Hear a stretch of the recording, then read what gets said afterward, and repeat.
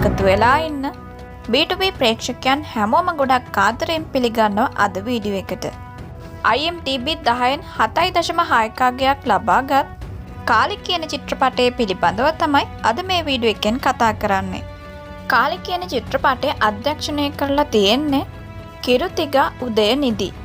චිත්‍රපටය සඳහා ප්‍රධාන නළුවා විදිහට රංගනයෙන් දායකත්වයේ සපයන්නේ අපි හැමෝම වගේ ගොඩක් ආදරය කරන විජේ ඇන්තනි. ඒ වගේම මේ චිත්‍රපටයේ ප්‍රධාන නිළිය තමයි සුනේනා යේලා. මේට අමතරව අංජලි, යෝගි බාබු, අම්රිතා අයියර් සහ නස්සාර් තවදුරටත් මේ චිත්‍රපටය වර්ණවත් කරනවා. ඇක්ෂන් කැටගරියකට තමයි චිත්‍රපටය අයත් වෙන්නේ.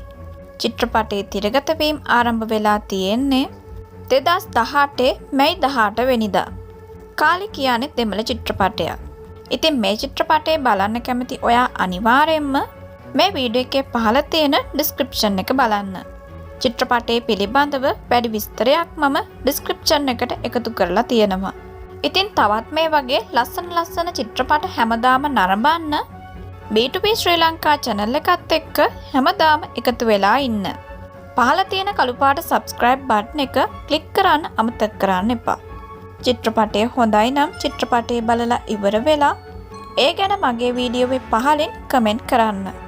ඉතින් හැමදාම මේ වගේ චිත්‍රපට බලන්න මං ගේන වීඩියෝස් වලට like comment දාලා යාළුවෝ අතරේ share කරන්න. ඉතින් තවත් මේ වගේම ගොඩක් ලස්සන චිත්‍රපටයකට වීඩියෝ එකක් ඉක්මනින්ම අරගෙන එන්නම්. මේ වගේම ලස්සන චිත්‍රපට බලන්න ඔයාලට අවස්ථාව තියෙනවා. ඉතින් B2B channel එකෙන් ලැබෙන මේ අවස්ථාව මග අරගන්න එපා. තවත් වෙනස්ම විදිය නිර්මාණයකින් අපි නැවතත් හමු වෙමු. මම සඳු. බයි.